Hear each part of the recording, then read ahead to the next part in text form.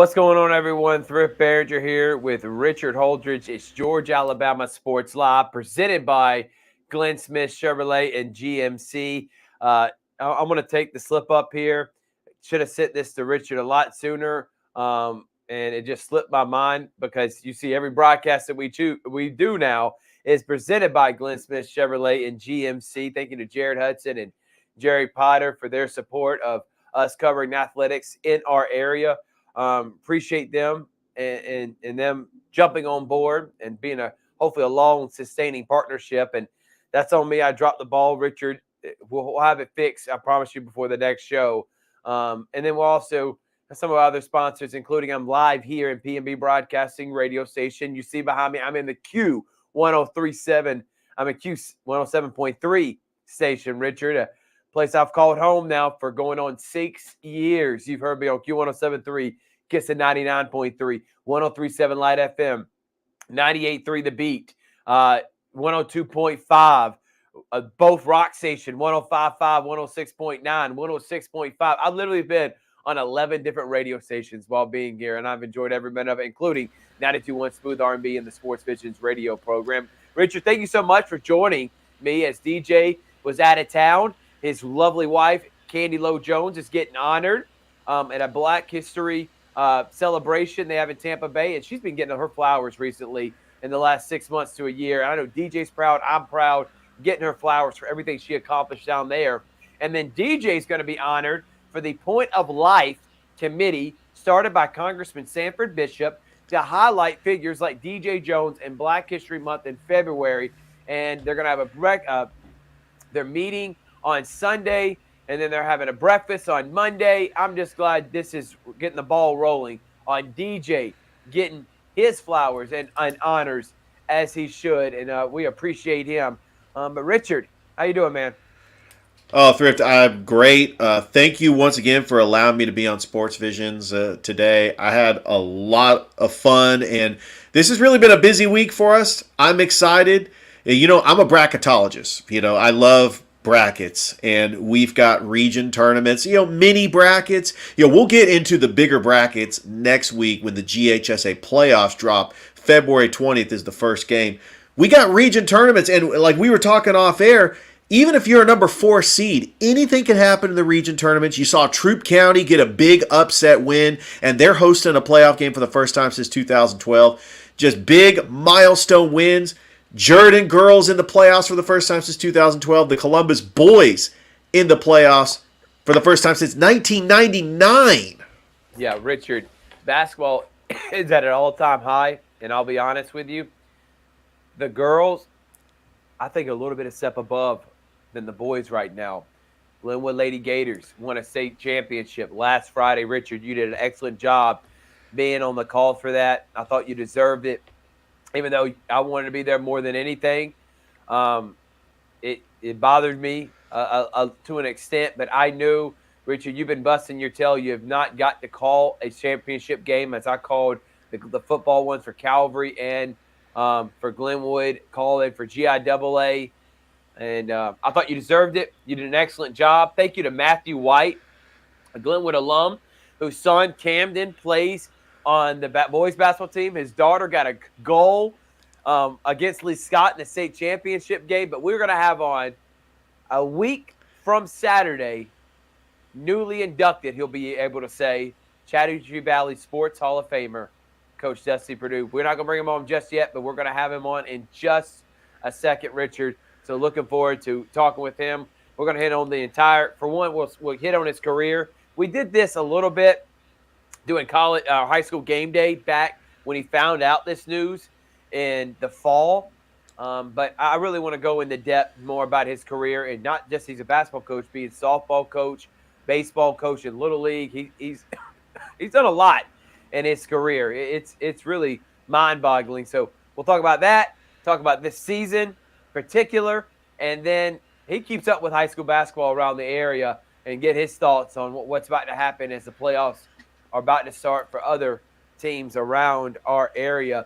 Again, we're live here on our Facebook page and YouTube channel, the CVCC Lady Pirates, Got a big win tonight, one step in the right direction to hopefully win state this year.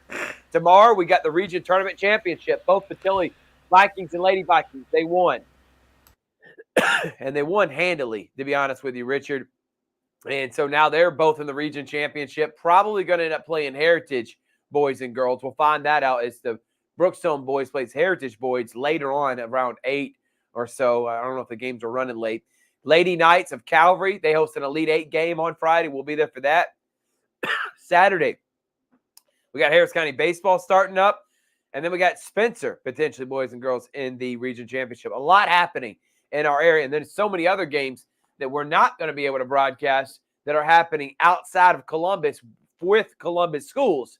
Should be a lot of fun to see how those play out, Richard. It definitely will be a lot of fun, and I purposely got a month subscription of the NFHS network so I can keep up with all these scores. I mean, right now, as we speak, Hardaway's taking on Cairo on the NFHS network, and I would like to try to get a score update. You talked about how Hardaway, they're in the playoffs. The margin of error in their region, very slim. They got close losses to Cairo and Westover. I think this Hardaway team can go on a run, and we wish them the best of luck against Cairo tonight. No doubt about it. All right, let's bring him on. He was my high school basketball coach, as I always say. One of his guys, and I'm always going to be one of his guys, including my brothers that all played for him. All three of us could say Coach Perdue coached us at some point in our career. And, Coach, I'm going to start with this before we get into anything. I thought, and I saw snippets, and you'll see the whole interview tonight on WRBL, but it was pretty cool, I know, for you to be sitting there as now about to be newly inducted Hall of Famer with your mom who's already there. That had to have been cool, Coach. You have no idea, man.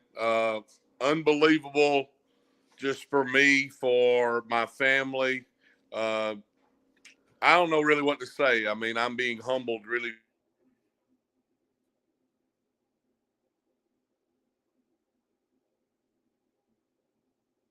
where things are right now in my life and my career. And I'm tickled to see what the product's going to look like with Tyler and Drew Plata. Drew was very excited about getting to do that. And he's shown me a little speckle of it. So I'm really excited about the opportunity to see what that's all about. Yeah, me too, Coach. All right, let's just get into it. You got Bubba Ball. By the way, I'm gonna throw this little nugget out there, Coach. You know, I'm a teacher, and one of my students brought in a yearbook from the year, I think 59, 60, around that area from Baker High School. I'm turning the pages, and of course, I go see the legend himself, Bubba Ball, in the pictures. And then I saw my granddad this afternoon, and I was talking to him about those playing days when he was at Central. And Bubba Ball loved my granddad, Larry Bush. Said Yes. He was a heck of a rebounder, loved coach, being able to watch him grow as a basketball player. He said he would have loved to have him on his team. But let's start there with Bubba and your mom, and you can transition into that.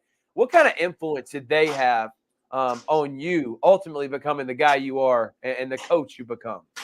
The greatest influence of anybody in my life. My dad, you know, as you know, we as young people, we flirt around with what we want to do with our life as we get out of high school, as we get through with our playing days. And I was lazy, man. I'm just telling you, I didn't want to go to college. I went to play sports. I went to ABAC to play tennis and basketball. Decided that it's not really what I wanted to do, and came home and got a job. And, you know, I always talked about coaching. I always wanted to be involved in coaching and get involved in that, but was just too lazy. If you're going to do high school and you don't go do college, a degree is needed. You know, you got to get a degree, or you got to find the right road to go down or something like that. And they just kept on. They didn't push me to do what I'm doing now. They really just made it to where I couldn't say no, because I get to see it every day. I get to see how wonderful they were at it, how great they were with their kids, and their work ethic. And it just grows on you, man. I'm just telling you, I'm a coach's kid. Spent most of my life on the field, Spent most of my life in the gym. It's like I tell everybody all the time. I saw Shaw High School before it had paint on the walls. I saw a bunch of concrete. I was on that basketball floor before wood was on the floor. So my dad, my mom built Shaw High School, as far as I'm concerned, and that's all I've ever known, and it's what I love. It's what I love to do. I love to go to work every day. It's like they say, if you don't enjoy what you do, you better find something else to do. Coach, when was the moment that you knew that you were going to be a coach? When I got tired of pushing those Pepsis in 1999, I worked 10 years at Buffalo Rock Pepsi, and I said, enough's enough. It's time for me to go do what I was meant to do. I got a calling, as Thrift has talked about a little bit.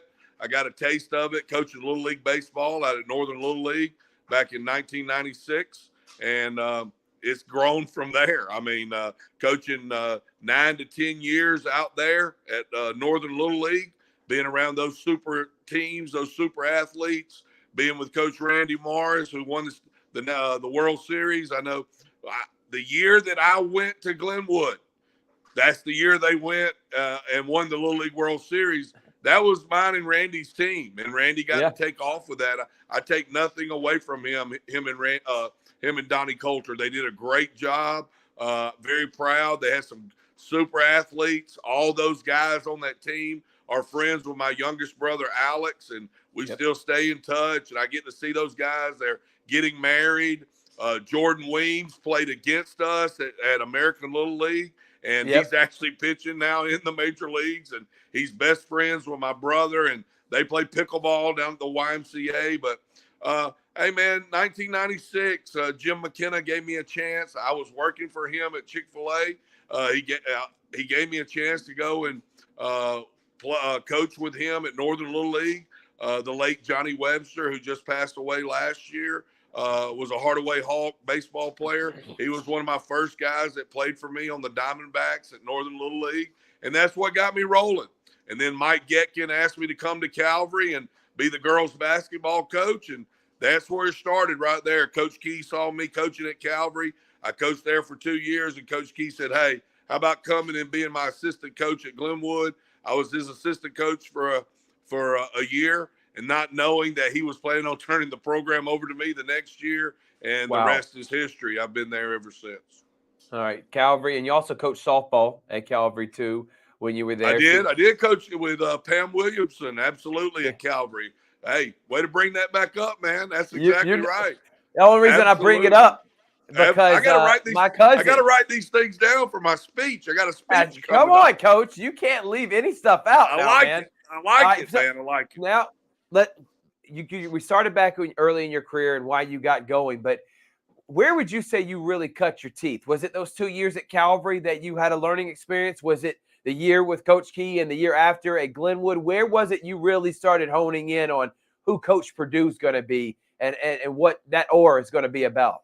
The 2 years at Calvary, coaching the girls program, being with Mike Getkin, who's a really good friend of mine, went on to be the baseball coach at Shaw, working with my mom. Such a small world, the coaching carousel. But the 2 years, and then that 1 year with Coach Key, would I have loved to have coached under my dad? I don't know. Some days I say yes. Some days I probably say no, because that would have been some rough stuff. But Coach Key, a lot like my dad, is one of my mentors, a major part of my life. And, I would say those 3 years right there really got me going and got me going down taking a little bit or a lot from each one of them and then just molding it into what I want to do. Coach, when you were contacted that you were going to be an inductee into the Chattahoochee Valley Sports Hall of Fame for the 2024 class, what was that phone call like? Was it a phone call? Was it an email, a text message? Who gave you the news, and what was your reaction to it? That would be the assistant athletic director at Columbus State University, Mr. Jimbo Davis, who gave me a phone call, and I told him he had the wrong number. I thought he was calling the wrong guy. And I said, Jimbo, are you sure you got this right? And he said, yeah, man, I'm telling you, it was unanimous. He said, your resume, you fit the bill. You're what we're looking for this class. And I said, man, you've really got to be kidding me. I mean, I was really taken back because it's like I told Tyler in the meeting we just had the other day. That started in 1996, and you can count on one hand since 1996 how many of those banquets that I've missed. Um, and I'll say this again and I don't want to give too much away when I speak. You know, Batman, Robin, Superman, Iron Man, they're all superheroes to kids and to adults and things like that. My superheroes sit in that banquet room every year when I see them at the Chattahoochee Valley Sports Hall of Fame. Former coaches, former players, uh, guys that I'd idolized as I was growing up, the Herman Archies of the world, the DJ Jones of the world, Larry Hubbards of the world, David Etheridge's of the world. These are names that I could go on and on with that I wanted to be when I grew up. Coaches like Wallace Davis, coaches like Richard Mahone, coaches like Jimmy Lee, people that I grew up being around, Coach James Redd at Central, who I thought, carried a big stick, never said hardly anything, but those Red Devils got after it every time they got on the floor, coached against my dad. Henry Gresham, Grady Elmore. These are my heroes, my guys that I looked up to and idolized. And, I just couldn't believe that I'm going to be having a plaque or I'm going to get to stand up in front of some people and get to talk and say, hey, I'm getting inducted into the Hall of Fame. It's just mind-blowing and overwhelming. It really is. Well, Coach, you know what you mean to me. I was excited to know that you're finally getting your flowers because usually there's a lot of guys that are left off. I think my granddad's one of those that could be in the Hall of Fame for what he did at the middle school level. Amen. There's a lot of guys. Amen. There's a lot of guys, and a lot of coaches that should be in there. But I'm thankful that they didn't take forever delegating when it comes to you. All right, let's talk about the state championships and what really turned the corner for your career. I know your first one was back in 07 with that dominant team with Will Coleman, Alex Phillips, Kentrell Washington. I mean, you're talking about a who's who of guys that played at the next level. And honestly, I don't think there's ever been a Glenwood team as talented as them. You started winning there, and since then you've won. You got 7 championships in basketball. How many do you have in softball? 7. So you have 14 total. I do. Let's talk about the winning part of it. In the end, Coach, you're a competitive dude. You can say what you want.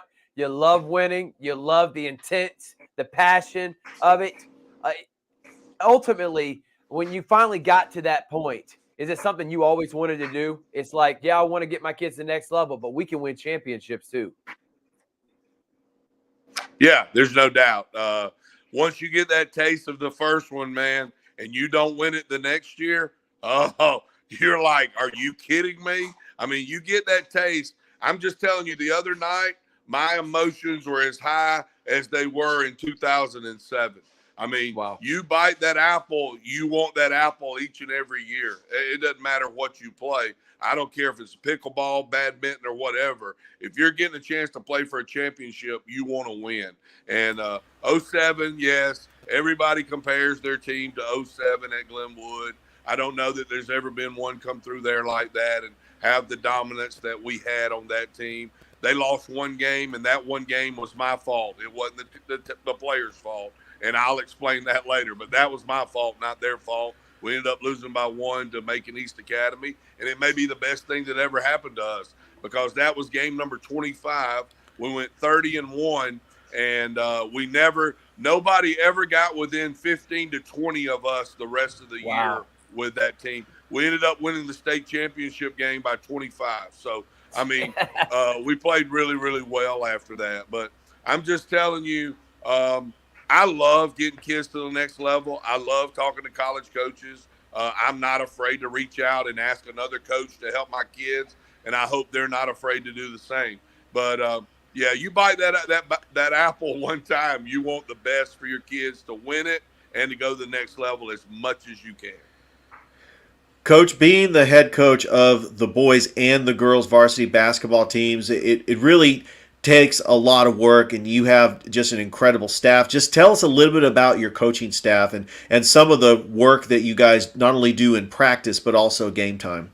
Yeah, well, I can't say enough about Matt Garner and J.J. Jackson. J.J. being a former player of mine, graduated in 2020, went on to Kennesaw to play football, and then came back to town. He's still taking some classes now to finish up his degree, but he's one of my assistant coaches, was a point guard. Great football mind, great mind as far as teaching the fundamentals of basketball, helping our guards. And then Matt Garner, who's a dad, but he played at Central for Coach Red and Coach Wright, and does a great job also. I could not do anything without those two guys. They have made my life so much easier. Matt with me the last three, JJ the previous two. And I mean, I had Ethan and Trotter with me before that.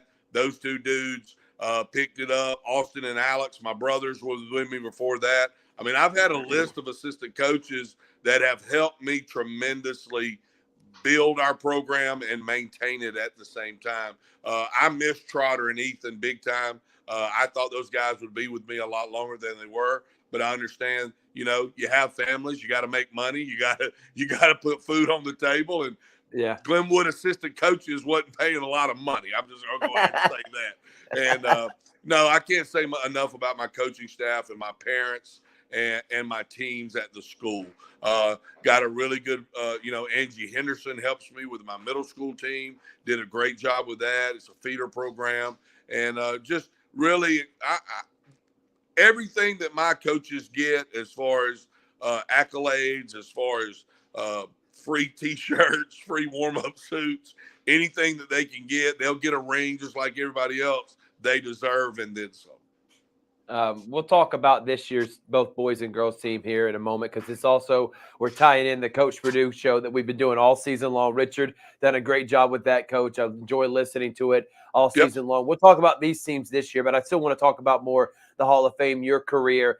4 championships with the boys, 3 with the girls, 7 with softball. But Coach, and I'm going to try to word this the best way I can. You're very talented, okay? And you tested the college level, man, and you won, okay? You could have stayed there a lot longer. You could have then turned that into a CSU job, girls' job that's been open quite a few times if you wanted. But you stayed at Glenwood. Why was that a big move for you to come back, even though I will say the 2 years he was gone, those are my junior and senior year. I always hold over his head, because only imagine the guys I would have had playing with me if he had been coaching me, but that's neither here nor there. Well, Talk about why Jabari may have been there a little bit earlier than he was. Exactly right. I would have loved that. All right, Coach, talk about why was the move to stay at Glenwood, and what does Glenwood mean for you? Because that's really where all your championships have come from. 2009, I took the job at CVCC as the girls' head coach. Mark Clark had a lot to do with that. Mark Clark, the sports writer over in Phoenix City, was also the very first SGA president, I found out, at CVCC, and stays in with them, and had a lot to do with that. Of course, Coach Key had a lot to do with me getting that job also.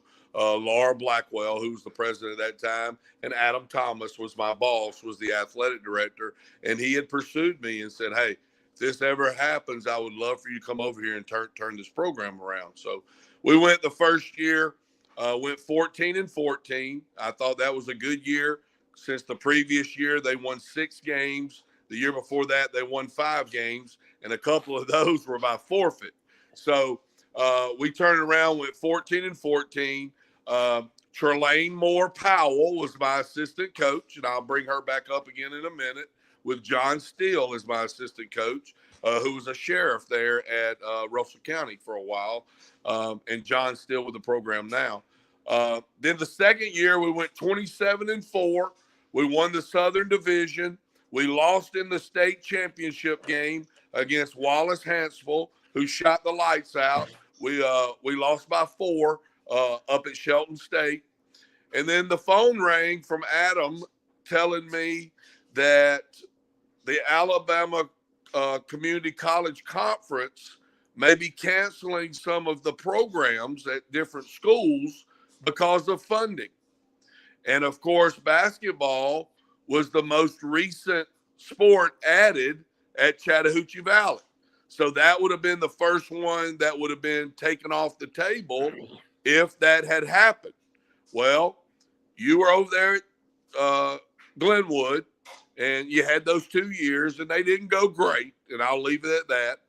And the board contacted me and said, hey, what's the chances that you would like to come back to Glenwood? We'd like for you to come back and be the basketball coach. And I was still coaching softball at the time. I never left the softball job at Glenwood.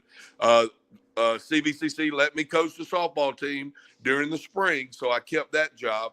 And also my oldest daughter, Hadley, was fixing to start at Glenwood. So I had some big boy decisions to make. Do you stay there and lose your job because they're canceling the program, which I didn't know? Or do you take the Glenwood job back with a little bit of a raise and be around your daughter every day? And as you can see, you see what I did. They did never cancel the program. They cut a couple of scholarships, enough to keep the program. Trelane took over for me and was very successful there for 4 or 5 years. Just kept riding the wave, made it to the state championship a couple of times, won the Southern Division. Trelane Moore went on to be an assistant coach for Coach Sparks up at Francis Marion up in South Carolina. Then she came back to be an assistant coach at Mercer, her hometown in Macon. She went on to be the head coach at Tuskegee University for 3 or 4 years. She is now the head coach at the University of New Orleans, a Division I school. She's the head coach there now. So that's awesome. I say to her all the time, this could be Coach Perdue. It didn't have to be Trelane Moore Powell, but it is what it is. I wouldn't trade my job for anything. I got remarried to a wonderful woman who supports me in everything that I do. Jennifer is the best coach's wife in the world. I love her to death. She puts up with basketball straight for 4 or 5 months out of the year. Matter of fact, I don't mind telling you, we're going on a long vacation this weekend because we have winter break coming up. I'm not telling you where we're going because it's going to be a fun time just for me and Miss Jennifer. There we go. That's what happened about the CVCC and the Glenwood, and I've been at Glenwood ever since. And are you appreciative of that fact that you've been back at Glenwood? Is that why? Because I know other coaches have called too, Coach. People have been trying to get you last 7, 8 years. You won multiple championships, but you never took that. Is it always going to be Glenwood's going to be home? Is there ever a chance? Yeah, absolutely. I will finish there, no doubt. I love it there. I'm a Shaw Raider, but I still bleed a little bit of orange, and I am at home. I love it there. We work together. I get to see Jennifer every day. She knows my schedule. I know her schedule. Well, she knows most of my schedule. She just don't know how long it'll be. But my thing is, we're very happy, and I'm very happy where I'm at. Richard? Coach, we talk about it all the time. When we know that Glenwood is going to the AHSAA. I knew Richard was coming with that. He's been itching. He's been like, when can I do it?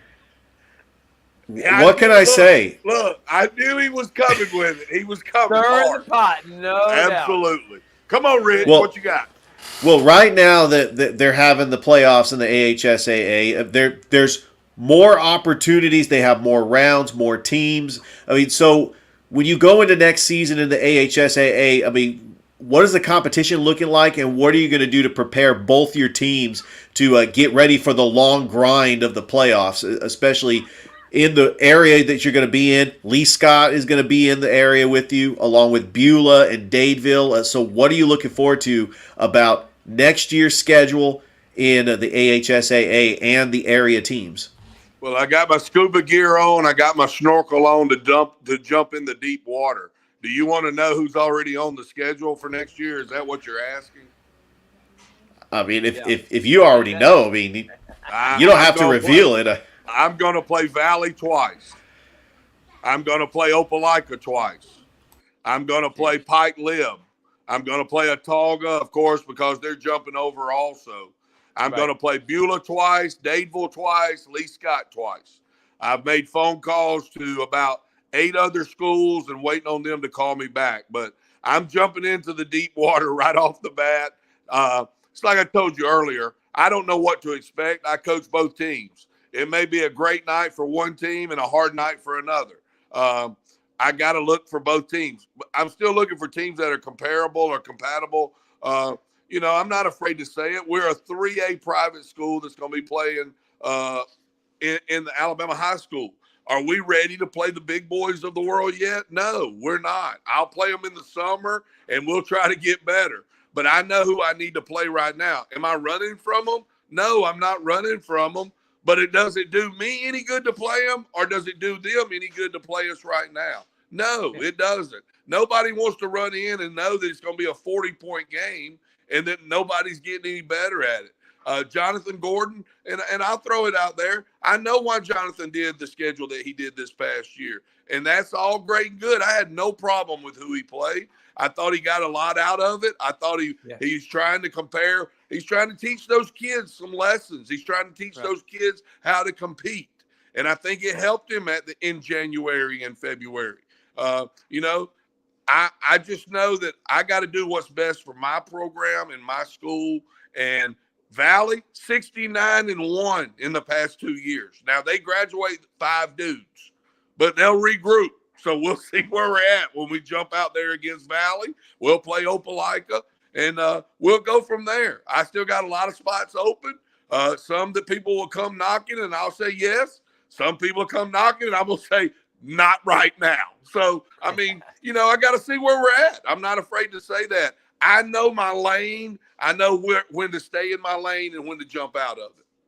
Yeah, and I'm excited about next year. Can't wait. Opelika, Glenwood, at Glenwood. Are you freaking kidding me? That's must-watch TV. That's Georgia Alabama Sports Live all over that, Coach. All right, let's talk about this season, though.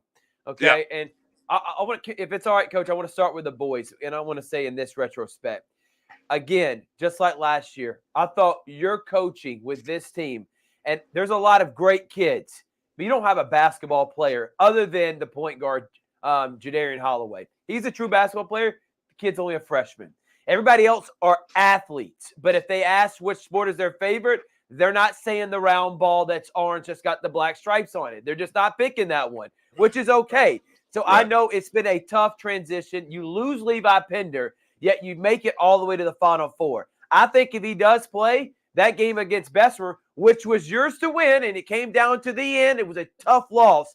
I think you make the state championship. I think that was a game changer, guy that can give you another ball handler, someone else that can score. But let's talk about the boys' season. If you gave an overall summary, how would you summarize it, Coach? 22-11. Nobody gave us a chance to make it to the Final Four, especially with Levi going down at game number 24, and we ended up playing 33 games.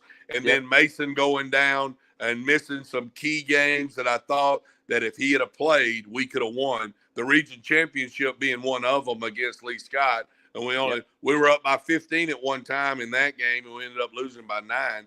I thought we could have won that game. But, the year before, when we made the 2 big baskets to win it in the semifinals and then the finals, we had that opportunity 3 times against Bessemer in the Final Four. We had the ball last with the last look at the basket, and this year it wouldn't go in. We couldn't get a playoff to end the last overtime, total debacle. We had a deflected ball in the first overtime, and then we had a shot on goal in the overtime in the first regulation that just didn't go in. So, like I said, last year you win it, some years you don't. But the summary of this team is Swag is the main basketball player with a bunch of baseball and football players. I'll give kudos to Tyler Sykes. The last 4 games of the year. Oh, hey, how about Larry Burdish? Larry Burdish type basketball. Oh, yeah, absolutely. Doesn't have to be fancy, doesn't have to be flashy, just guts and played hard. Not the quickest kid in the world, just shows you how much basketball sense he has. And, we just had some dudes that went out there, were athletic, and gave some effort. I was really proud of them. I told them that. I said, guys, I'm not leaving here crying. I said, we had a chance to win this game. We just gave Lee Scott probably the championship because they had to play an extra 2 quarters of basketball, and their legs will be tired tomorrow. I'm Oh sure yeah. our legs would have been tired too, but we would have tried to play. But I was tickled for William winning the state championship. Lee Scott, they Yeah. earned it. They probably had the best player in the state in Hayden Harper, just being a sophomore. We'll have to Yeah. face him 2 more years, and I'm not looking forward to that. But great basketball. Couldn't be prouder of our boys team. Camden White was an all-star, played in that game the other night. I got a chance to coach him. By the way, I got to coach the all-star 2 times in my career, or chose to coach it. Once was with Will Coleman and Alex Phillips, which was when we started this thing. And now riding out of the AISA, I coached it the other night for the last time as we're leaving the AISA. So I told him, yeah, I'll do it one more time. So that was a lot of fun. I got to do that, but couldn't be prouder of the Glenwood Gators and their fight for the year. 22-11, nothing to hang your hat down about. We lost some games to some really good basketball teams. And you beat a good Trafford team, by the way, because they could be playing the GIAA state championship. And by the way, I want to throw this out there, Coach, and you probably know this. Khalil Green was their player last year. Green put up about 25 a game. He didn't play when y'all played them. Hold on. Late Christmas present to the Glenwood Gators. I was very aware of that. He did not play against us, but played the next week. I watched him on video when he came back. Hey, guess who called me that night as I was watching the game? No doubt, Coach Black. And no doubt, Coach Corey Black. He said, did he play against y'all? I said, no. He said, he's back. I said, good luck to you, big guy. That guy was no, a stud I will. year. Hey, if they get to play again against each other, I'm going to try to go to that game and watch it in person because that will be some good private school basketball. Well, Coach, I'm also going to be calling state Hey, championships. if you're there, if you're there, can we kick Richard out and me and you do the play-by-play? There we go, Coach. You know I would love for you to do that. No doubt about it. Richard's Absolutely. out. I'm in. I like it. I'm all for it, Coach. Hey, wait a minute. Richard can do it with you. I'll be the sideline reporter. Can I be the sideline reporter? A coach interviewing a coach. And that moment, you know you would be great at it, Coach. Coach Black, can I borrow you for just a minute during this timeout? What do you got going on right here, Coach Black? No doubt. All right, now let's move on to the girls. The coaching move of the year last year, I think, in all of basketball around here, one of them is moving Haley Powell to point guard. And it catapulted your team all the way to the state championship. You end up losing to Clark Prep. I will say this year, Corey Black put Makai Williams, one of his host players, at point guard. It's been a huge move for them. Could catapult them like you did last year to that same move. And I think that was great by Coach Corey Black. But she came in this year, I think, with more experience because of last year, and she played phenomenal. She was great, and I just want to lead her off with that. But I think the most improved player in this area, and it's not me being a homer, is Anna Grace Griggs.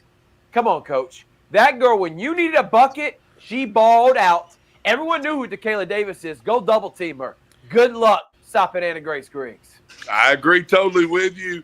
To go back to the freshman, number 3, she has a new nickname. We call her Oil, O-I-L, because she's the oil in the motor that makes it run, for no doubt. She is that person. She's got a chance to be a really, really special basketball player for the Glenwood Lady Gators. Anna Grace Griggs, she made some moves this year, dude. I said, are you sure you're not going to college to play basketball? Come on now. I mean, she's just raw. I mean, she spends no time in the gym during the off season because she's running around the country playing softball. She don't spend any time in the gym in the summer. She's just straight athletic doing what she does and has fallen in love with the game of basketball. She carried us the last part of the year to almost to the state tournament. And then number 5 decided that it was her time to show out, and she did that. She holds I'll go ahead and say it. She holds the record for the most double-doubles in school history. I mean, she has over 1,000 points. She has over 1,000 rebounds. I had her for 3 years. She entrusted in me as a sophomore to come to Glenwood from Smith Station, and she won 2 rings and got a silver medal for the runner-up her junior year and won 2 state championships her sophomore and her senior year, and probably has a chance. She'll be in the finals. I don't know that she'll win it, but the second year in a row, she'll have a chance to be AISA Player of the Year. And as she Hey, should be. man, what a special team. Yeah. I don't know if you know this or not, Thrift. We didn't lose a game after December the 20th. We won 18 in a row. Carnes High School out of Knoxville beat us up there and beat us really bad in Tennessee tournament. Yep. We never lost another game. No Alabama team beat us this year. All our losses were in Georgia and Tennessee.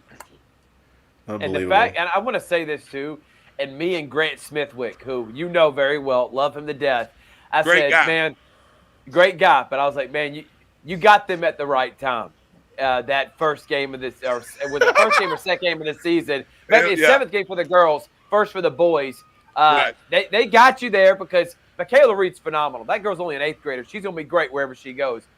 And obviously your team was learning. It was early in the season because what I saw on multiple occasions throughout January and February, it didn't matter who was in front of you, you manhandled them. And that a lot of credit to the defense. Bobby Taylor Brazil coming off and giving you great minutes off the bench. I mean, everyone knew their role. And it also started with Palmore because I'm talking about in transition. I don't know how because it doesn't like the fanciest pass, but it's an effective pass, gets to them on time, right on the money, and they score. Let me tell you a little bit about this team. Palmore was around as a little bitty one, but Anna Grace, Olivia, that group got to play with a young lady that I went and watched last night, Miss Jasmine Birch. So they got to play with her and getting down the floor really, really fast because Jasmine wants to get the ball down the floor really, really fast. Well, Palmore picked up on that. Anna Grace leaking out, Olivia leaking out. A true fast break by a high school girls team was phenomenal, and that's where they learned to play the game. Jasmine had a lot to do with that. She played against Columbus State last night. They lost, but it was so great to see her again and watch her motor run. And I want to say this about this team, and I'll say it over and over again. And you've been in a locker room, Thrift, several times. What goes on in that locker room, what goes on off that court with your team is just as important as what goes on that court. And this team around Christmas time decided we're going to become tighter. We're going to spend more time with each other off the court. We're going to do some things together away from the basketball court. And that just built this team's trust of each other and how much they cared about each other.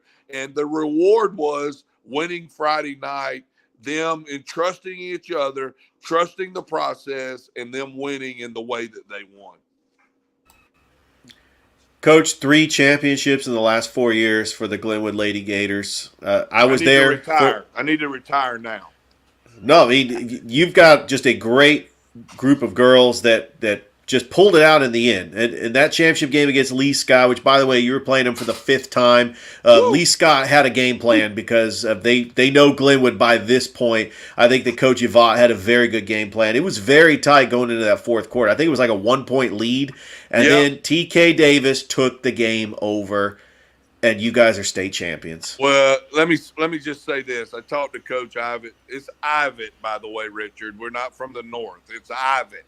Did I say Yvonne? I said, okay, it's Ivitt. Okay. Ivitt. There you go. You know I'm not from the South, right, Coach? That's all right. She's a good friend of mine, and we talked the next day, and she said, hey, what'd you think about my game plan? I said, you threw me off. She said, you thought the press was coming. I said, we have 6 press breakers against you because we thought the press was coming because every time that you were successful against us was on the press. And she went to a 1-2-2 zone. She gave up a post player to put another shooter in because she knew we were going to play man. And it helped her on the offensive end. It hurt her on the defensive end for the most part. But she stayed there. They hit some big shots. We lost our man a couple of times. They went up by 1 or 2. Then Crisco hit a big 3 to put us up by 1. Crisco's threes were what really took charge and took us off. And then I want to say, I've listened to your broadcast with Matthew, which was great. He did a great job. I was so tickled for Emerson hitting a shot. She had 3 big plays in a row, if you'll remember, Richard. She made a pass to the baseline to TK. TK laid it up and put it in. The next possession down, she hits the shot from the top of the key. You're going crazy about that. He's not saying very much. And then she comes down the next time and bounce passes it to Anna Grace on the baseline. She misses it, but guess who's on the backside to get the rebound and put it back in? And then I listened to the Lee Scott Sports Network, and it's so funny to hear those guys. They were very professional. And in the fourth quarter, when we took off to a 3-point lead, a 5-point lead, a 7-point lead, you could hear the guy, I think his name is Justin. I can't remember what his name is. He goes, "Yep, I don't have to say her name. I think you know who just scored again. That'll be number 5, TK Davis." I mean, I thought it was so cool how he handled the situation. They were very cool about it. They knew their girls had played their tails off, gave us everything they had. We earned it. We stayed together. We didn't fall apart like we did the year before against Clark Prep, and they just pulled away from us. We handled it possession by possession, and that's what made me proud as a coach. All right, Coach, if you don't mind, you've been on here long enough now that it's going to be the first time. We're going to throw our rankings up there, and I want your thought process on it. You keep up with basketball around this area. Still got some great basketball happening right now. Shout out to Kendall Mills. I really hope he pulls out a big one against Cairo. I know you love Kendall. Kendall loves you. All right, Richard, let's throw up the girls' basketball. Girls first. All right. We fight all the time to see who's better on the Instagram, me or him. All right, here's our rankings as they baby, end. look at this. Yes. All right. So we got number 10, Smith Station, who didn't make the playoffs. All right, hold up. Before you go any farther, we're done, right? Yes. Can we fall any farther? Can this be where we stay? I think you can actually go up, Coach, if depending on how the two in front of you play out. I'm good where we're at. And I'll say this: if Pacelli wins state, which I think Bryant Thomas has a really good chance, Michaela Holdridge is elite. We'll say tied with Glenwood because I think both of y'all, that's a really good match I would have loved to see. Number 10, Smith Station. Coach, I'm going to go through them quickly, and then I want your thoughts on it, and then, Richard, you come in. Number 10, Smith Station, excellent season this year, 14-5. Didn't make the playoffs, but much improvement off of last year's basketball season. Shaw coming in at 14-12. Curtis Corwell taking his girls back to the playoffs again. They got manhandled tonight against Hardaway, as expected. Hardaway is above everyone else right now, Coach. I mean, they've got the best starting 5, I think, maybe in the state in 4A. Right. They're elite. Right. Number 8, Calvary Christian. Talking with Grant Smithwick. This team that dominates gaps is called Creekside, Coach. There's a player on the boys' team, I don't know if you saw the highlights, that did a Euro step dunk on a Calvary boy. I don't know why they're in that association. That's disgraceful. I'm not going to go there with I just want to throw that out. Like, come on, Coach. You got Euro step in the gaps. Like, come on. That's old school. All right? And that's exactly why Calvary is making its move to the GIAA. And I know they're all excited. They enjoy their time in gaps. But seeing a team like that, come on. But Calvary beat Creekside, the girls' team that won it all last year, and was huge win. Huge win. 2 times in a row, Coach. And I think Calvary is now the favorite. I don't know why balloons just appeared right there. I like that. Can I get some balloons? Coach, I don't know what just happened. All right, but Calvary, we'll start with those 3. Calvary girls looking like the favorite. How about Coach Jonathan Norton, legendary coach at Columbus State, doing an excellent job with this program. Grant Smithwick, who has a daughter on the team. Yeah, and Susie Sparks Dunn, who was the coach last year, she's still involved in the program. Great coaching staff. Great coaching staff. All right, Calvary, Shaw, and Smith Station. Then we got Central, Spencer, who's still alive. Central just lost today, so they're going to finish at 7th. But honestly, Coach, I think Jabria Lindsay is the best player in this area. She's only a sophomore, putting up 28 a game at a 7A. All right, hold up. Before school. You go any farther on that, is she better than the girl at Pacelli? Yes, Coach, and I'm going to say it in this way. I've seen Jabria. I haven't seen the girl at Pacelli, and I've heard good things about her. The girl at Pacelli is, and that's Michaela Hosley, is more athletic than Jabria. But overall skill set, No one's got it more than what Jabria. And I was talking with Jack Is Patterson. Jabria better than Jasmine Thornton? I would only say yes, coach, because of the size difference. She can put her in the post and she plays point. Okay. Now, Jasmine has the quickness, and I think she has the ability to get around her, but her makeup ground, Jabria is just a whole different animal. I've really never seen, and this is why South Carolina is recruiting her. She got an offer from them, from Auburn, from all the top schools around the country. You got to be daggone pretty good if you're getting that. Spencer at number 6. She was at Mississippi State 2 weeks ago. Yeah, and Auburn too. I don't know if she's going there, but I told her dad, Travis, was like, send her somewhere close. Spencer, number 6, Coach Tench's team has a chance to win the region this year. Number 5, Harris County. Stephanie Ramsey Dunn has Janiyah Broom and Brooke Bass. They're elite. They're going to win their region tomorrow in the region championship. They won today, and they looking like a team that can make it in the Final Four. Number 4, Pacelli. They haven't lost a game since January the 2nd against, that was Newton, a 7A school. They've gotten hot like you have, Coach. They're beating everyone that's been in front of them. They are looking like a team in 4. They could win all this. A few other teams that they're going to have to vie with, but they're really good. Of course, y'all come in at number 3, and the only reason we didn't put you number 2 or 1, Coach, is because Carver, Anson Hunley, that's elite program. You know about them. And Hardaway's got the best starting 5. A.K. Shelton, that's like another TK. But then they got girls like Michaela Johnson, whose brother plays at Georgia. You know about him, Coach. Here's our top 10. Give me your thoughts on it. I think that you got I think you got it right, dude. I mean, Smith Station, I don't know that much about them, even though they're right across the railroad tracks from us. I know that they played in some games. They won early. They've lost some. They're not in the same league as Central and Auburn. I will tell you that. They're a third to them, but evidently they've had a good season. I'm tickled for my Shaw Raiders because I had heard, we played them during the summer and had a really good showing against them. And I think they did better than people gave them credit for. They just needed some love. You know what I'm saying? They needed somebody out there that cared about the girls' basketball program. Calvary, can't say enough about them. They're one of our 5 losses. Played really well against us. They're led by an 8th grader that can put on a show. Lily, the girl Lily, a really good player, can shoot the basketball. So I wish them nothing but the best. I watched the Central game yesterday. They just got outplayed. She couldn't do it by herself, and there wasn't a lot of defense being played. I watched Spencer on film against Calvary. They're a pressing team. They get after it. They're fun to watch. Harris County is huge. I watched them against Pacelli early in the year. I didn't know they had only lost 3 games. That's pretty strong. Bryant's done a great job at Pacelli. Got a really good team. I thought that girl that he got from Northside that's playing over there this year is a really, really good player. And he's got some young players that are really, really good. And then Carver and Hardaway, I think, they're in another level by themselves. I'm tickled to be at 3. Anson is a Shaw Raider, by the way, a graduate. My mom taught him. So I'm proud for him. And then I'm tickled for Coach Ellison at Hardaway. She does a great job. She coaches hard. Kendall and them being over there, that good for them. I hope that both of those teams do really, really well.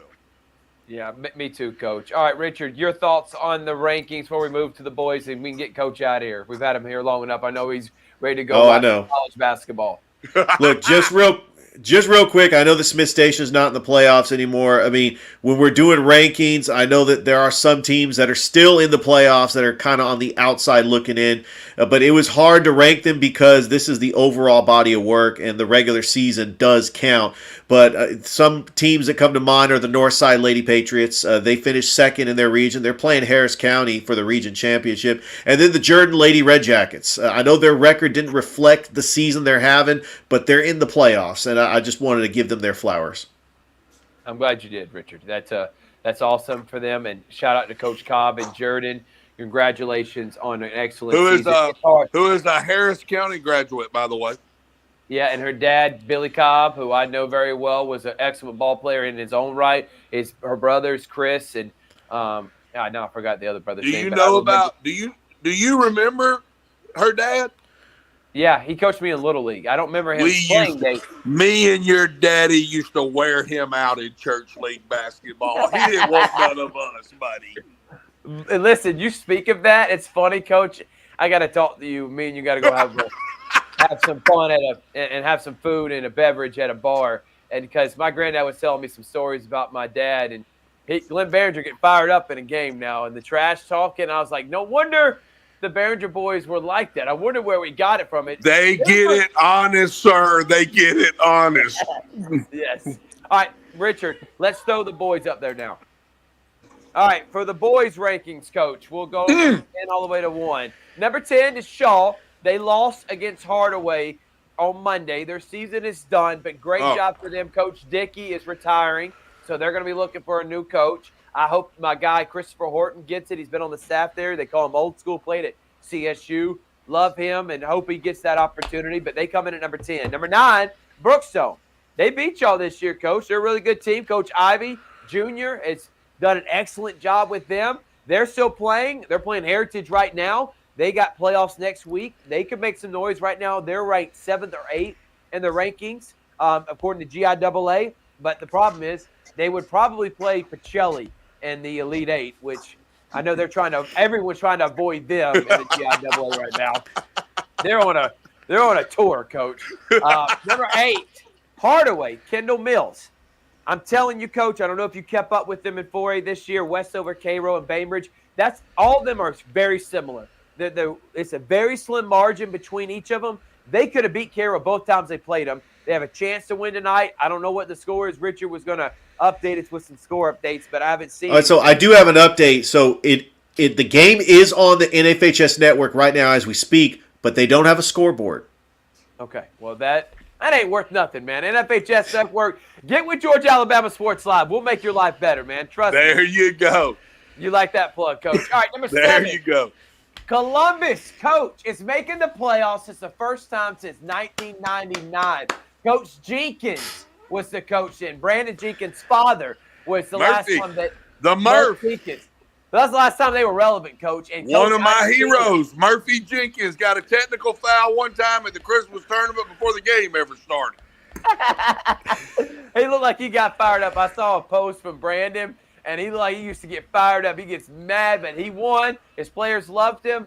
And Columbus back in the playoffs. They did lose tonight against Monroe, or they're playing Monroe. Yeah, they are losing to Monroe right now in the semifinals. Who's not a slouch. The Tornadoes are not a slouch. They're excellent. Number 6, their season ended, but I am so proud of what Coach Battle did with Russell County. They surprised some people. We were there when they took on Central. They had every reason to win that game, lost in overtime. Honestly, it was one of the games of the year that we have done, football and basketball. They come in at number 6. Great season for them. They just lost in the playoffs. Number 5 is the Glenwood Gators, all the way to the Final Four. And, Coach, again, you're fully healthy. You're up in these rankings, and I think you're state champion, to be honest with you. I think you're being very nice. I think you're being very nice to us at number 5, so we'll take that. Number 4, Spencer. They are the favorite in their region in 2A, Coach, to win it all. They're hosting. How good is Gary Gaither? Gaither's excellent. Great shooter. And I love him. And I love Joe Dozier. But what makes that engine run, who you could call oil for their team, is Keyshawn Sampson. Left-handed kid that is elite, quick, can get past anyone, just got great leadership skills, not scared. He doesn't back down from competition from elite players. He takes on the number 1 offensive player from the other team. They're number 4. They could be moving up because, honestly, I looked at 2A. Cal Sandy and Sandy Spiel, they have them in the top 5. They could win it all. Number 3, Carver. They just lost again to Daughtery by 16. Carver's really good today. They just lost today to Daughtery, yes, by 16. So they're going to be playing the 3rd-place game, probably against Columbus High tomorrow. They're in the playoffs, and much improved from last year's 6-win team. But the Carver Tigers, ever since being undefeated 16-0, they're 4-4 in their last 8. 4 of those losses. 4-4. They'll be 4-5 now, and all those losses are to 2 to Monroe, and 3 to Daugherty. Both those teams are ranked in the top 5 in the state. They're good programs. I watched the Monroe Carver game at Carver on y'all's network. It was a good game. It was. Monroe's just long and athletic, and for Carver, that's their Achilles heel because Carver's quick, small, can get after it. Jacoby Caslin is their leading rebounder. The kid is 5'9", 5'10", but is an incredible athlete. He's only a sophomore. Their best player, Tony Montgomery, putting up over 20 a game. He's only a junior. They're going to be great for next year. Number 2, the Central Red Devils. Coach, I don't know if you've seen them play, but they're the real deal, and they can win. Watched them play yesterday. Yes, sir. They put a Foley team, Fairhope team to sleep is what they did yesterday. Yeah. I'd love to be coaching those 4 juniors that they have. Yeah. They're the real deal. Everybody talks about Jacoby Hill, but Bryce Dawson, number 1 coach, he is an elite defender. He doesn't make stupid plays. He's a knockdown shooter. He's long. He's 6'4". He's everything you want at a top level. And they're playing without a true post player. Yeah, that Jonah kid is more of a he's about 6'5", 6'6", but he's more of a run and gun wing player. Correct. Right? Correct. And the problem is though, Huntsville on the other end and Hoover, they have a lot of size, which was the downfall earlier last year and this year when they played Huntsville. All right, I'm gonna put you on the spot. This is like before you even say anything about the number 1 team, okay? I'm gonna put you on the spot because you've watched them play more than anybody. This is like that Rocky movie that's made in a video game where you got the real Rocky back in the day against whoever that guy was that was the champion at that time fighting against each other. You put Central right now up against Pacelli. Who wins the game? All right. I'm gonna say whoa, we got crickets. There's like crickets on here. No. I want to say this in this aspect. I think Pacelli, because I've seen Central, he only plays about 6 or 7 guys. Pacelli is deeper than them. But Central has something that I think what would hurt Pacelli is their length. And they have multiple guys that can put it on the floor. I've seen guys take big steps. This move, Mekhi Williams, the point guard, is a big move. But you take Jaden Ford out, sometimes Pacelli struggles being able to find themselves. But that's why these last couple of weeks, moving my guy to point guard, TJ taking on a bigger role, it's been huge, especially when Jaden was out with an injury. They had to learn to play without him. It's been big. It would be a great game. It's hard to pick from, Coach. No, I'm just saying that I'm not knocking Pacelli. I'm not knocking Central because I've seen Coach Black's schedule. He ain't scared of nobody. Nobody. And they can't play right now because of some rules that are in place or they would be playing. But my thing is, you've seen them both. Both teams, I guess AZ is their post player, I guess. Is he their post player? But it's kind of like what neither team really has a post player. So you're going to see all these guards. You're going to see a record for number of threes in the game. You're going to see nothing but a track meet. I'd like to see it played with a shot clock and without a shot clock. I would pay extra money to see that game. They wouldn't even take my coach's pass. I'd actually pay to see. I would too. It would be a lot of fun. But again, Coach Black, coaching move of the season, I think, moving Mekhi there. And like you said, reason we got them number 1 is the schedule they played, Coach. You're playing Sandy Creek on the road, and you're winning all the way in the 4th quarter. You're playing Newton. That's a top 7A school in Georgia. I mean, do you know you do know what player came from Sandy Creek, right? Yeah, Jabari Smith. Now they got a kid in Michael Smith. He's making a few dollars now, absolutely. Yeah. And they're the best team in the state. Sandy Creek's gonna win 3. Hey, I want to go back to your list, okay? You said Brookstone beat us, and they did. They beat us at their place. We didn't get a rematch. And you should have, Coach. I'm throwing that back out there. If we play again, we're playing at the pit. We're playing at the pit. I can't wait for it, Coach. And I know it's got to be a home and home. I didn't understand why we only played one. I know sometimes they only wanted to play one time, and they requested that we play at their place. I think it would have been a little bit different. I'm just throwing it out there. Just throwing it out there. I'm a nice guy. Pacelli beat Daugherty. They beat a lot of great teams. So there's our rankings, 1 through 10, Coach. What do you think about them?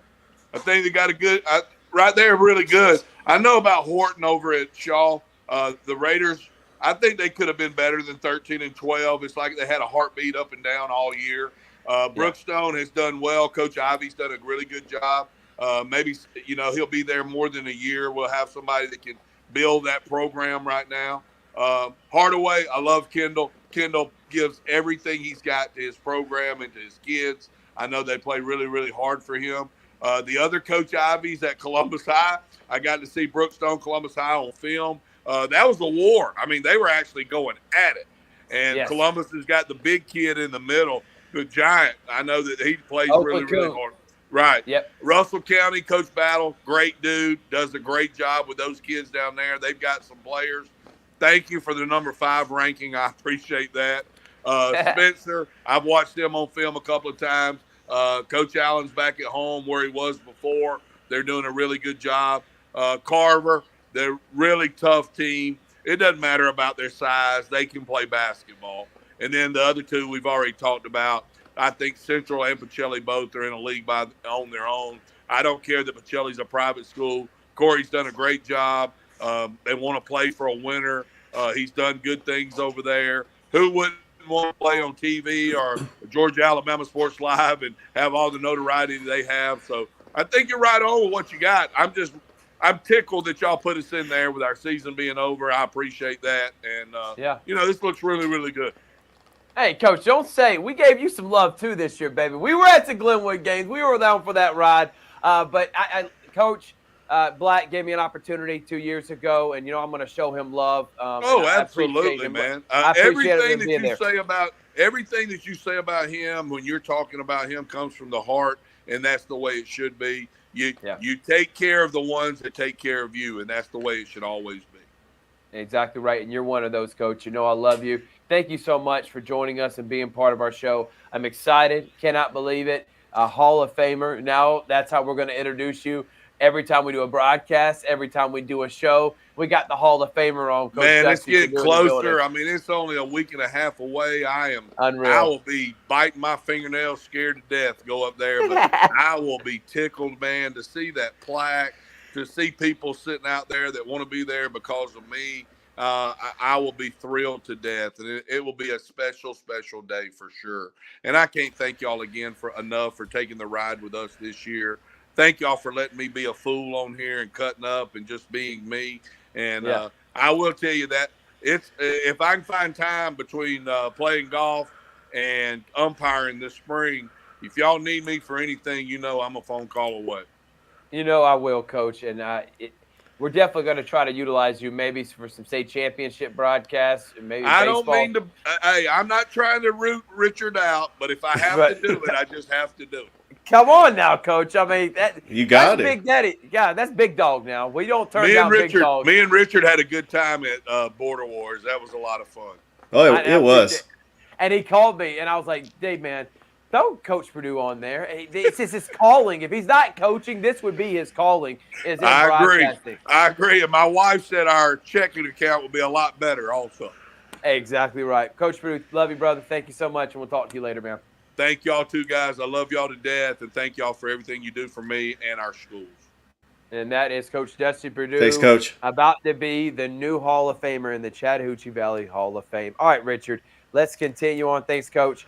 All right, Richard, let's continue on. It's been an excellent show, over an hour. Some great games coming up. Is there any updates, any score updates you want to give, Richard, before we head out of here?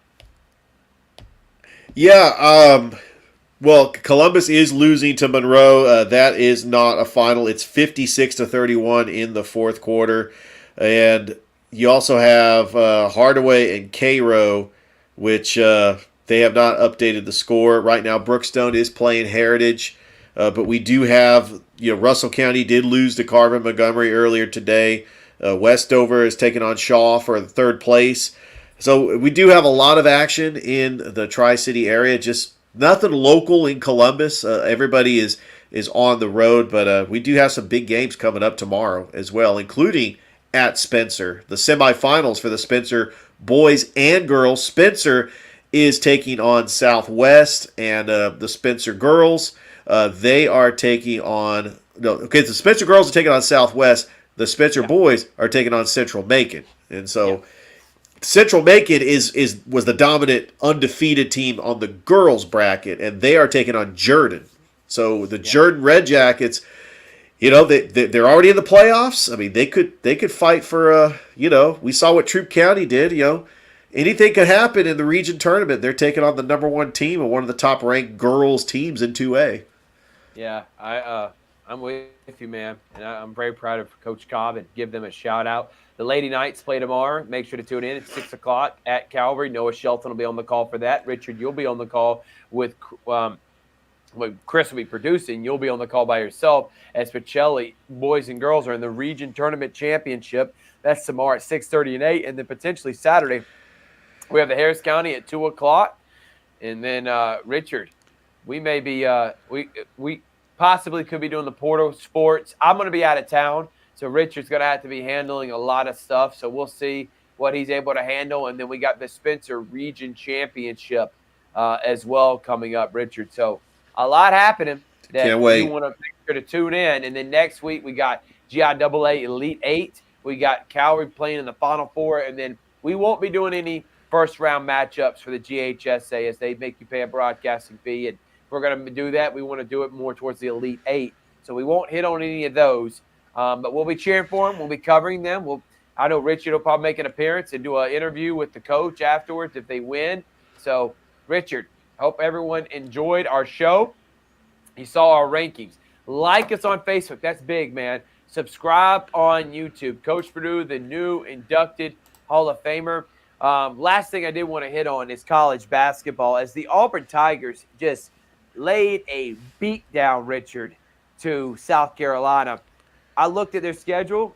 I think maybe one more loss on it. I see that they wouldn't be favored in. That's against Tennessee coming up in a few weeks.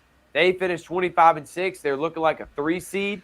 But you got Kentucky. They're looking like a team that can be competitive. They play this weekend. Kentucky's always got talent that can win it all. Tennessee's one of the best defensive teams in the country. South Carolina, one of the more improved teams and the hottest team before they got shellacked by Auburn last night. And then Alabama, looking like they're going to win. Right now, they're 9-2 and in first place. They could win a second consecutive regular season championship. Looking at everyone in college basketball right now, who would be your favorite? Because if you're saying Purdue, I'll tell you this. I've seen them too many times not come up big. They have not made a Final Four. Matt Painter has been an excellent coach. They make the NCAA tournament every year. They're always a top seed. They always look like they could make a deep run, but they have yet to make it. They've only made one Elite 8. That was back when Carson Edwards was playing in 2019. Houston is good. They made it to a Final Four. Maybe if they're healthy, Kelvin Sampson's competitive. I know Kansas got blown out against Texas Tech, but they're still with Hunter Dickinson and they're a talented team with Coach Self. But I have to say UConn would be my team that's the favorite right now. Coach Hurley, since winning it all last year, and they got a big one this weekend against number 4 Marquette. Oh, wow. The number 1 seed in the Big East, but right now my favorite's UConn, if you had to ask me. I'm actually going to take a dark horse here. I mean, it's easy to go with a blue blood. UConn is a good pick. They have won. Can I say this, Richard? I know what you're saying in that aspect, but it's so wide open this year, though. I don't think There's so much parity. Yeah. Yeah, the blue blood does not matter, but you got to consider UConn a blue blood. 5 national championships, and really, I just get the feeling. I know you're big on UConn, and they didn't win any of those championships back to back. I mean, they have a very good shot at winning back to back this year. A lot of those championships they backdoored into. They took on a San Diego State team that was happy to be there. They took on a Butler team that was happy to be there. A number 8 seeded Kentucky. Kemba Walker got hot. Shabazz Napier got hot. In 2004, they took on a Georgia Tech team that was just happy to be there. I think Hold up now, Richard. I got to stop you right there, man. But that was one of the best UConn teams they had. That 2004 team with Ben Gordon, Emeka Okafor, and Charlie Villanueva, that was a very good team, though. Boone, that was an excellent team, and they beat a really good Duke team in the Final Four before that. I know That's they played right. Georgia Tech, and Georgia Tech got hot at the right time. But come on, I give them credit. That '99 team, though, they beat one of the best Duke teams of all time, in my opinion, with Elton Brand, Trajan Langdon, Shane William Battier, Avery. William Avery. Now, come on, Richard. That they beat that team. They really shocked the world in that aspect. But They I'm with really you. did. They have not won back to back. They got 4 titles, 300 Jim Calhoun, 5, excuse me, 300 5. Jim Calhoun, one the Kevin luckiest Ollie. one. Yeah, and that I could not believe that happened. I honestly thought that the fact they beat that Florida team that year, who had won 30 straight games, they beat them in the Final Four. Shabazz just got hot, and that shows you in college basketball, it's not about the best; it's about who's playing the best. And you could have a mediocre season and win a national title. UConn was not the favorite heading in last year, and they won every game by 15 or more points. They did lose some players. They would be my number one. Who would be yours? Would it be Arizona? Would it be I Kansas? think Arizona. I'm gonna go on a limb here and say Arizona. They have not won a title since '97. They haven't been to the championship since '01 when they lost to that Duke team. I know that the Pac-12 is down. I mean, I saw them take on a Colorado team, which by the way has probably a lottery pick. I can't remember his name, but they were playing a Colorado team that's good. USC is they have been the most overrated team this year. And that was They because of Bronny James being on that team, Richard. I mean, they have Isaiah Collier. I mean, they Boogie just Ellis. did, yeah, Boogie Ellis. They did not live up to the expectations, but I think that Arizona is going to have a clear path to a number one seed. I think they're going to get a good seeding, and I think that they have a possibility. They have a chance to win a national championship. I think they do too, Richard. And it'll be interesting how the rest of it plays out. Caleb Love, if you heard his name, he was a guy that led North Carolina to the Final Four 2 years ago and beat Duke in Coach K's final game. Arizona hasn't made the Final Four since '01, Richard, let alone the national championship.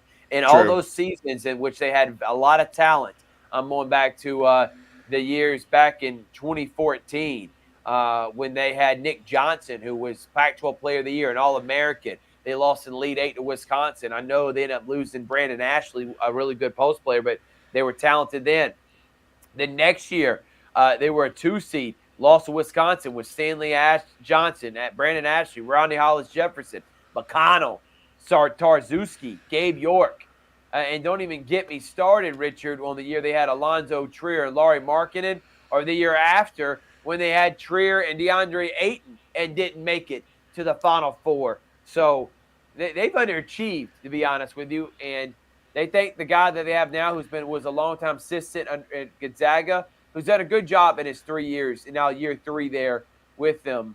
But Benedict Mathurin, again, they did not make the Final Four, Richard.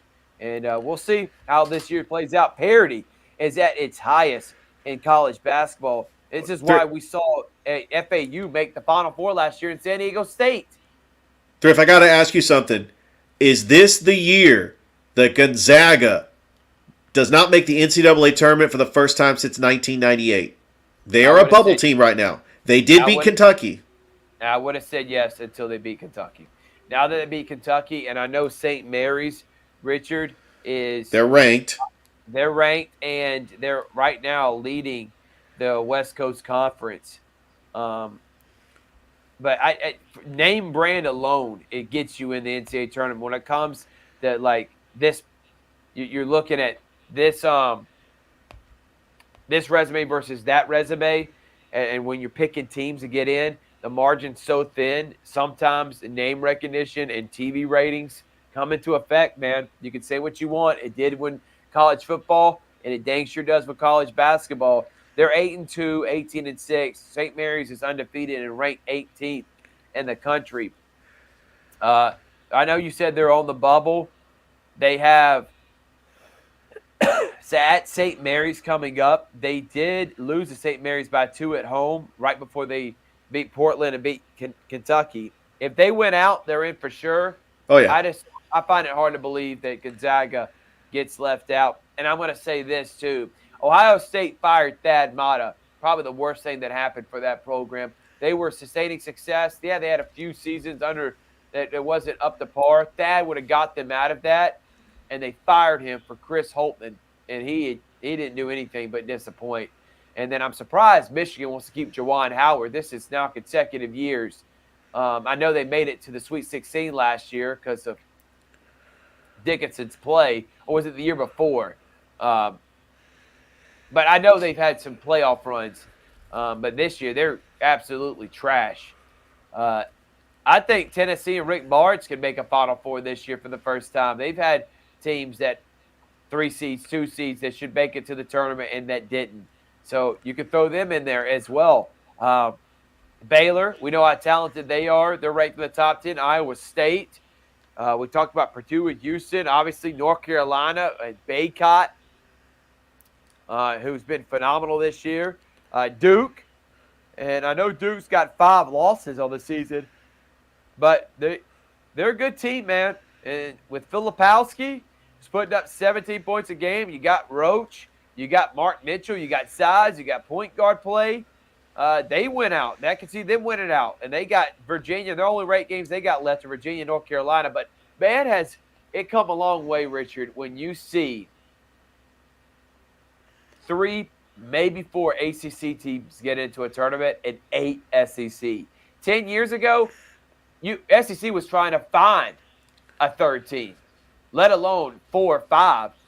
Now it's the ACC that used to be the power conference that is maybe going to get 3 teams in. Well, I have a theory on that. When football brings in a lot of money, your basketball program can go get an elite coach. And I think that's why Alabama has had success getting Nate Oates. Auburn has had success getting Bruce Pearl. Man, I can't believe that name slipped. And then you look at all these other teams. Tell Bruce he forgot his name, man. Oh man, you know he rolls off the tongue. I mean, obviously he's the best coach that Auburn has had since Sonny Smith in the '80s with Charles Barkley. I mean, you look at what Bruce Pearl has done at Auburn; it's just been absolutely fantastic. You know, getting to the Final Four, which they should have won it. I do believe that the shooter was fouled against Virginia. He would have made those foul shots, and I believe Auburn would be hoisting a banner for 2019. But I think that Auburn's, I'm going to say Auburn's probably a team that could probably make it to the Final Four. I think that they got the team to do it, and I would not be shocked if they were competing and winning a championship. It's so hard, especially when you get into the tournament, because sometimes you could be a number 2 seed and you stub your toe against a Miami team. And so that's something just to factor in. I mean, once we get into the tournament, some teams could get hot. Well, we have enjoyed our time here on tonight's show, Georgia Alabama Sports Live. Like us on Facebook and subscribe on YouTube. Thank y'all so much. This show presented by Glenn Smith Chevrolet and GMC. Good night, everyone. We'll see you tomorrow. 6:30 is an 8. Bocelli, Lady Vikings and Vikings playing the region championship. At 6 o'clock, the Calvary Lady Knights host an Elite 8 game on Georgia Alabama Sports Live. Good night.